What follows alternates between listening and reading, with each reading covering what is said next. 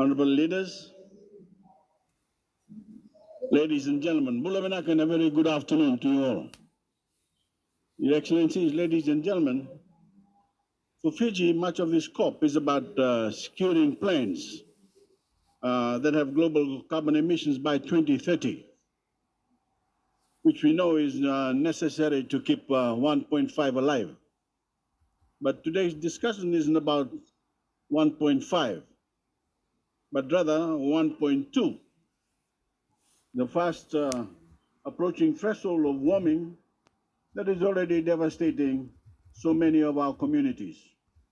We see its consequences in the barren reefs, in the burning forests and parched farmlands that have come to define the climate crisis. We, humankind, have done this through our reckless levels of carbon emissions, and we are suffering for it alongside every organism on Earth, including the very food we eat.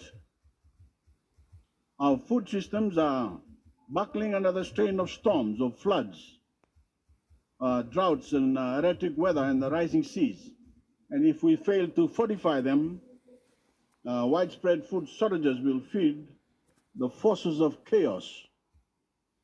The mass starvation that ensures will lead to, of course, mass migration and mass unrest that will render entire societies ungovernable.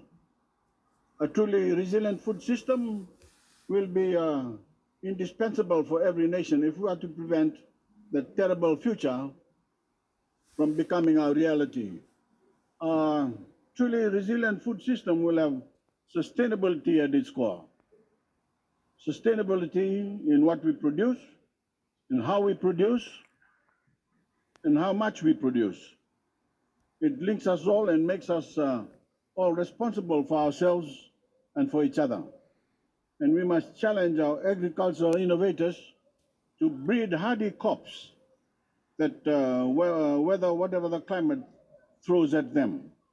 Fiji is doing this through a comprehensive and integrated legal framework. We integrated food security into Fiji's three-year-old National Adaptation Plan to ensure that Fijians can continue to put locally grown, nutritious produce on the table, even when storms intensify, droughts prolong, and the seas rise. And food security is, of course, also one of the adaptation targets in our NDCs.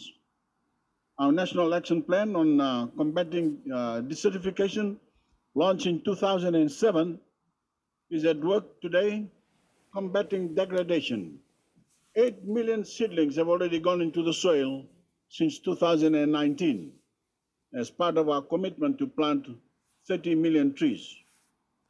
Through an agricultural rural land policy, we have adopted sustainable land management technologies with the goal of having no net land degradation by 2050.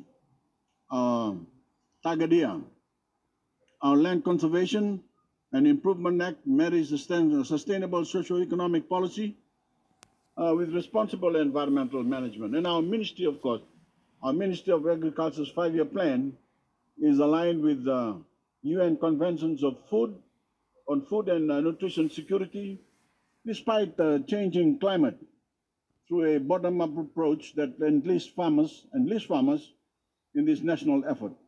The arrival of COVID-19, ladies and gentlemen, put the systems and protections to the test. With major economic sectors like tourism at a standstill, we grew our way through the pandemic by strengthening our commitment to our agriculture sector, from encouraging backyard gardens to commercializing new sectors like rice. We are maximizing Fiji's natural advantages. Those include our year-round favorable growing conditions, our quality land, and reliable water supply. They serve to make Fiji, and by extension, the entire Pacific, more food secure. Excellencies, ladies and gentlemen, we need not forsake prosperity to preserve our natural world. We need not accept a false choice between development and a quality environment. Looking backwards to that old model of development binds us to a better future.